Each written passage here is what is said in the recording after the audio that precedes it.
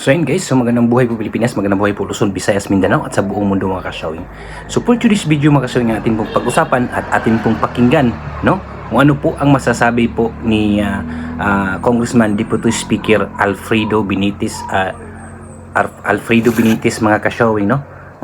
Pakinggan po natin kung ano po ang kanyang masasabi tungkol po sa sinasabi po ni Comelec Chairman George Garcia na hindi po gamitin ang pundo o budget na naka-allocate na po sa BSKE mga kasawing. So narito po, pakinggan po natin at comment down below mga kasawing para mabasa at makita po natin ang inyong mga komento tungkol po dito sa sasabihin po ni Congressman Benitez mga kasawing. So narito po, pakinggan po natin.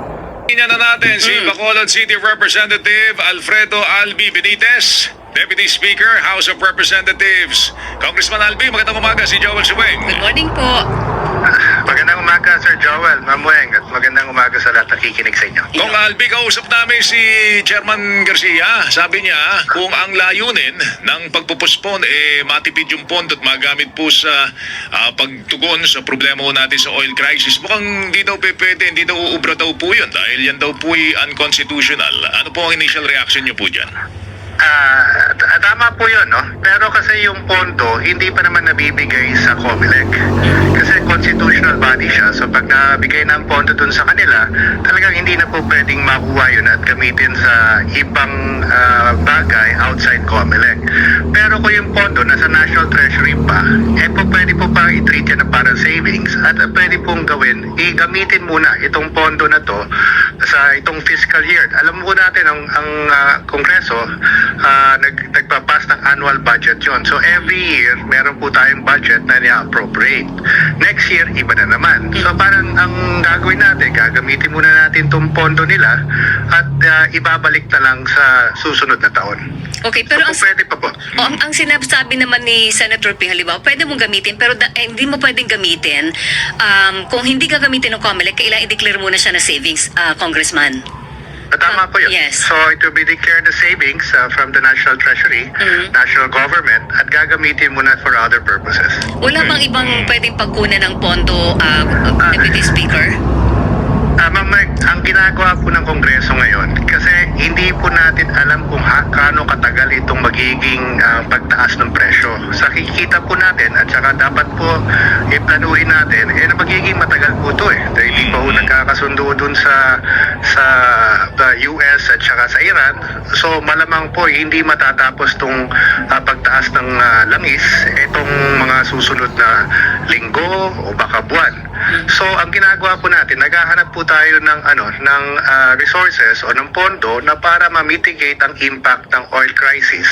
At ang ginagawa po natin, tinitingnan po natin sa lahat ng mga appropriation ng 6.7 trillion ginawa po ng budget ng Kongreso. Saan po tayo pwedeng mag-realign o mag-reappropriate ng mga funds pang laban dito sa pagtaas ng presyo. So yun po ang isa sa mga tinitingnan namin, ang barangay election.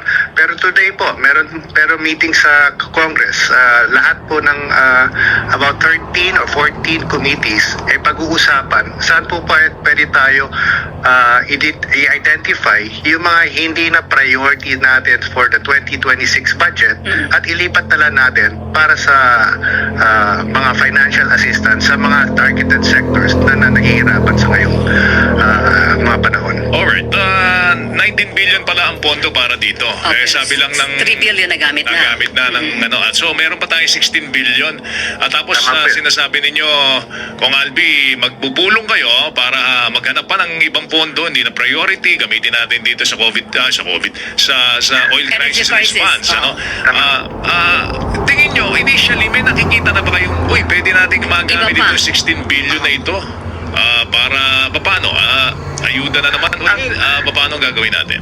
Well, ang napag-usapan at tingin ko dapat maging targeted na lang po tayo sa approach ng financial assistance. Huwag na po yung parang lahat-lahat dahil hindi po natin kaya Baka mabankrupt lang tayo at hindi naman talaga na-meet ang goal or objective natin. So yung targeted sectors na pinag-iisipan is yung agriculture, fisheries, public transportation at saka yung mga distribution and logistics lalo na sa mga pagkain. So ang ang pinag-iisipan is dapat ang assistance is pagbaba ng langis or fuel vouchers ang pinag-iisipan para yung ginagamit ng mga farmers, ng mga fisher folks at saka yung mga namamasahe at saka yung gumagamit ng pagdala ng mga pagkain mabigyan sila ng subsidy.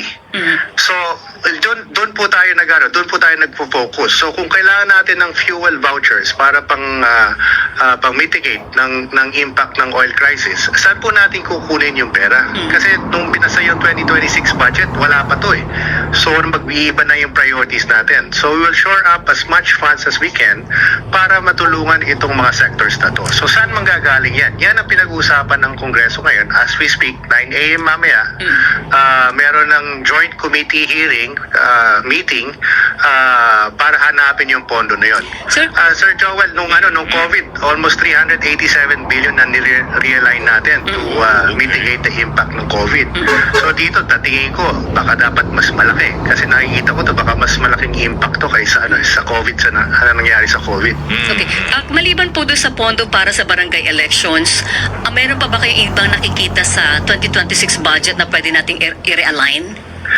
Sa tingin ko marami. Yung pinag-uusapan na nila is yung mga seminars, yung mga non-essential na budget, yung mga capital outlay. Baka pwede na ipagliban muna itong taon na to, ibalik na lang next year yan. So yan ang mga pinag-uusapan ng lower house ngayon. Okay, ito lang kung kasi binigyan nyo ng kapangyarihan si Presidente, no? Yung pagsuspend, kundi man tuloy ang pagtanggal sa excise tax. Pero hanggang ngayon, hindi natin alam kung ano ang desisyon ng Malacanang dito sa bagay na ito. As far as Malacanang is concerned, nakita nyo bang hindi ba kayo nakukulangan doon sa mga hakbang ng pamahalaan para ma-mitigate yung impact nitong oil crisis natin? Well, nung binigay natin yung powers to suspend yung excise tax, magkano lang yung presyo ng gasolina noon at saka ng diesel? Medyo nasa 100 pa lang yata o 110. Ngayon, umaabot na ng 150. So, kung isosuspend natin yung excise tax, matitipid lang po dyan is mga 10 piso sa diesel at 6 na piso sa gasolina. Baka wala pong impact. Okay. That will amount to about 200 billion. Baka mas maigi, itong 200 billion, ibigay na lang natin sa mga target sectors, yung mga sinabi ko, para makatulong. So, yun ang tingin kong desisyon na ginagawa ngayon ng Malacanang, na saan pa mas maganda? Mas maganda ba i-suspend o i-reallocate na lang tong 200 billion na makukuha dito sa excise tax sa mga targeted sectors? Kasi Sir Joel, nakikita natin nagbibigay na ayuda 5,000, 10,000. Hanggang kailan yan? Unang-una, baka nga 1 linggo lang yan, ubos na eh. So our approach here, it has to be mas holistic para makatulong talaga. Baka naman parang kagatlan na lamok yung tulong natin sa kanila at walang impact. Nakikita nyo ba, Deputy Speaker, yung possibility na magbigay ng supplemental budget ang Kongreso dito in case kailangang humiling ang Malacanang? Sa tingin ko dapat. No? Yan ang pinag-uusapan ngayon. And in fact, mamaya titingnan natin because of the urgency of time. Baka mag-request po tayo ng special session para maaprubahan itong realignment na pinag-iisipan natin. Okay. Sa tingin niyo magkano kailangan supplemental budget kung sakali?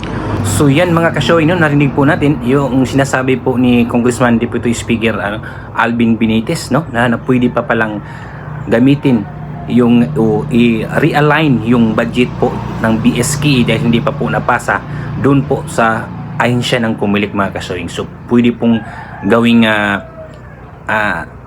savings daw ata or doon sa National Treasury, no? So pwede pala, kaya may meeting daw po sila para po pag-usapan yung tungkol po dyan mga kasyoy.